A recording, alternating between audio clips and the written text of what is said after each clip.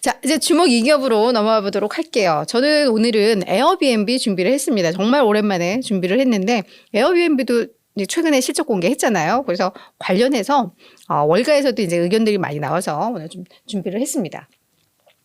에어비앤비는 뭐 여행 좋아하시는 분들 다들 아실 거예요. 숙박시설 공유 플랫폼입니다. 오늘 주가가 7%나 급락을 했습니다.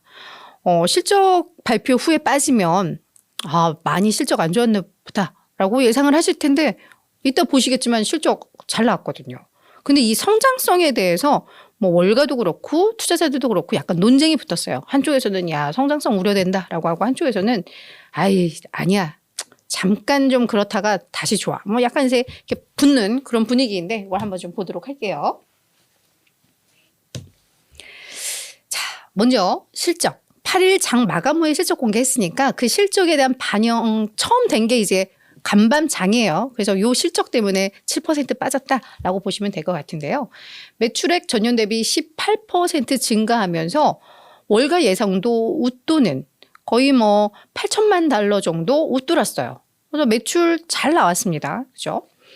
EPS는 무려 127% 급증했고요. 월가의 예상을 거의 한 뭐 90% 상회를 했습니다.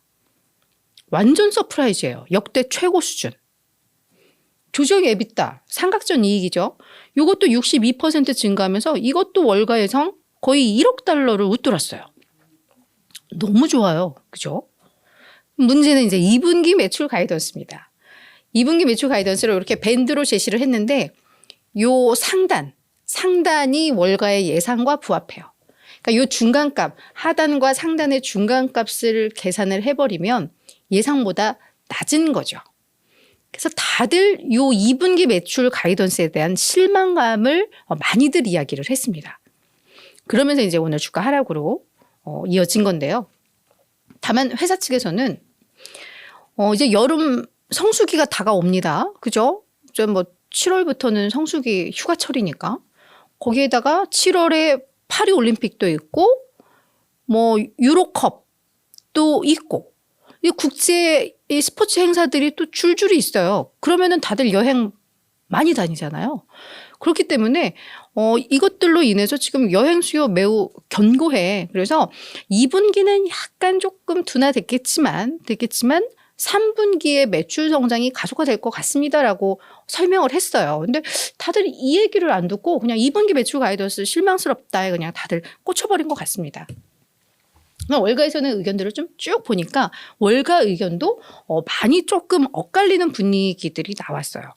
그러니까 에어비앤비에 대해서 뭐 매수 의견을 제시하고 평균보다 좀 높은 목표 주가를 제시했던 분석가들은 목표 주가를 낮췄습니다.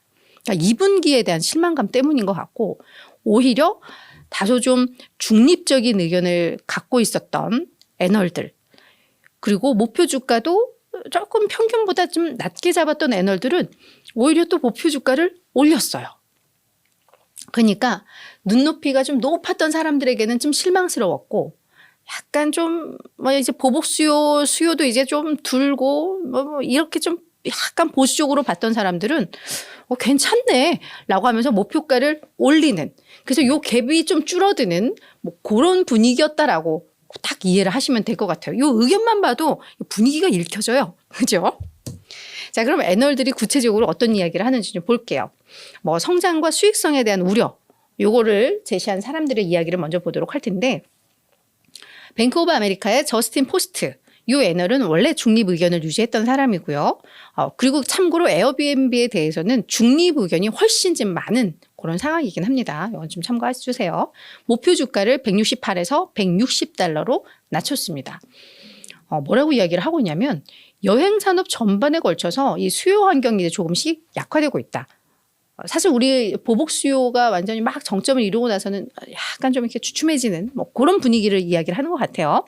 그리고 회사의 마진 경로에 대한 우려가 이제는 좀 나오고 있다라고 이야기를 하고 있는데요.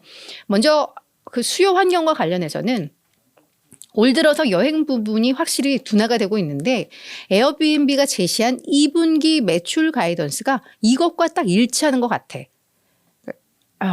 그러니까 뭐 업황 자체가 약간 그렇다라고 보는 것 같아요. 마진과 관련해서도 회사 측에서 올해 조정 에비타 마진 가이던스를 약 35%로 제시를 했어요. 이거 예전에 제시했던 걸 유지를 한 건데 이 부분에 대해서 이게 실제로 35가 나오면 실망스럽다는 거예요.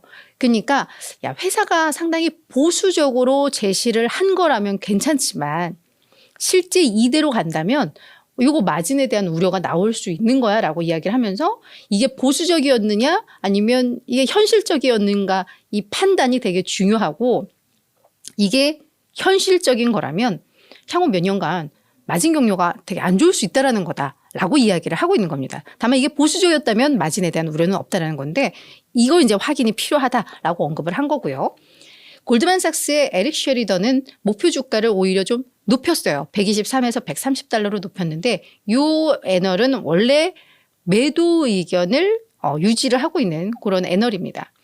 뭐라고 하냐면 전반적으로 1분기 실적 그래 견고했어 인정. 근데 2분기 매출 가이던스 되게 실망스럽네 라고 이야기를 했고 그리고 지금 에어비앤비가 뭔가 투자에 초점을 맞추고 있는 것 같아요. 올해는. 그렇다면 마진은 포기해야지 라는 거.